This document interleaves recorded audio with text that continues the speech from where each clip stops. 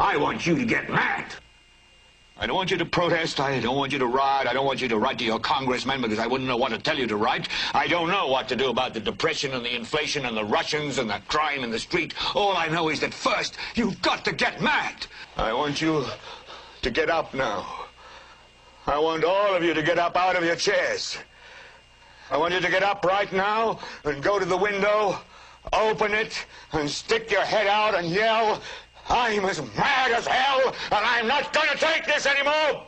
The anger expressed decades ago in that classic film Network is still coursing through America's veins, especially through people who our next guest says feel humiliated and tossed aside, men who are white and feeling marginalized and feeling affirmative action is reverse discrimination against them, men who are watching manufacturing jobs evaporate in a knowledge economy and feeling left behind. In his fascinating new book, Angry White Men, our guest writes, quote, white men's anger is real, but it is not true. That is, it doesn't provide an accurate analysis of their situation. The enemies of white American men are not really women and men of color. Our enemy is an ideology of masculinity we inherited from our fathers. I'm proud to welcome the author of this powerful new book to the table, sociology professor Michael Kimmel. Michael, you say that the core of the problem is this sense of aggrieved entitlement. That's the ideology that was inherited from our fathers that you're talking about. Right. What is that and how does it function?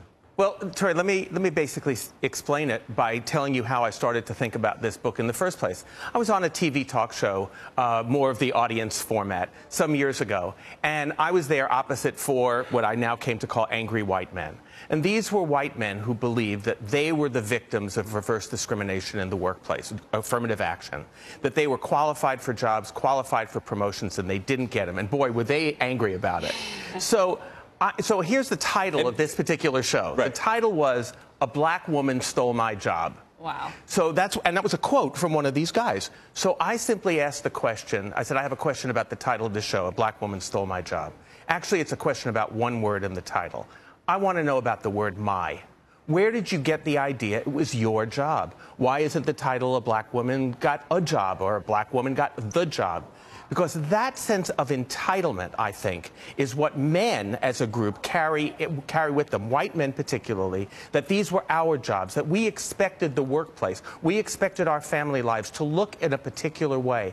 And now, in a very different world from the world of our fathers or our grandfathers, it doesn't look that way anymore. Right. And a lot of guys are really angry about that. And that's why I say their anger is real.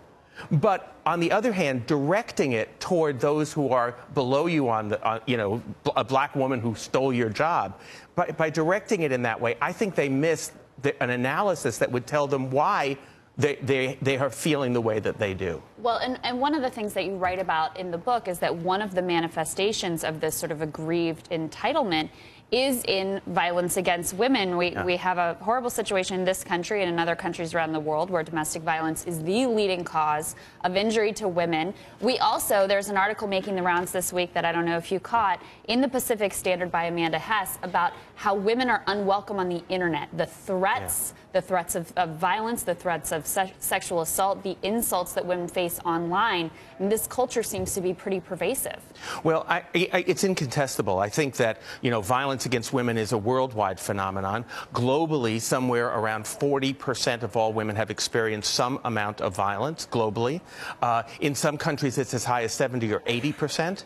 So, yes, globally, violence against women, real violence, is certainly a problem. Some part of that may come from that same sense of aggrieved entitlement. I felt entitled to having my dinner on the table at a certain time, to sex when I want it, whatever.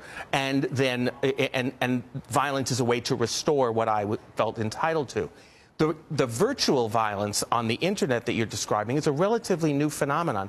And there is a kind of rage that is being expressed, and I'm sure all three of you have experienced this, on a daily basis, the kind of comments that you get, the kind of rage that people now feel permission because of the anonymity of the internet, because of the anonymity of these comment sections. The kind of rage that is happening now makes you think that, as we have moved, and I think this is incontestable, as we have moved toward greater social equality for people of color, for women, for LGBT. We have never been more gender, sexually, or racially equal in our history. So I think what's happening in these arenas is a lot of the rage at that equality is spilling over, and you're seeing a kind of an ugly side to the greater equality that's actually been taking place. I want to ask something a little controversial. Obviously, we see massive school shootings happen all too often, and a number of them happen to be white males. Right. Is there any connection to the research you've done and what we're seeing? Well, I don't think some of them happen to be white males. In fact, virtually all are white males, and I think that they're also suburban. They're also using assault weapons. So gone is, from the school shooter category, are the boys of color who walk into their inner city school with a handgun, and they say, you know, you dissed me, and they target a specific person. Now what you have since 1999, since Columbine, is a very new type of school violence. You have a person who basically wants to take his own life. You have suicide by mass murder, in the same way that you have suicide by cop. You have boys who say, they have so done me wrong. They have been bullying me and torturing me. This is what Klebold said. This is what Harris said. This is what Cho said at Virginia Tech. This is constantly what they're saying. You have done me wrong. You have hurt me so much. You have destroyed my soul, Cho said. I'm going to get even with you. I will show you. I will go out in a blaze of glory in a typical sort of time-tested Western movie American way. And so I think that these guys have that sense. I'm entitled. And frankly, look, they're right in a sense. They are entitled to go to school without being tormented and tortured. Everyone is. But these guys just felt they couldn't take it anymore.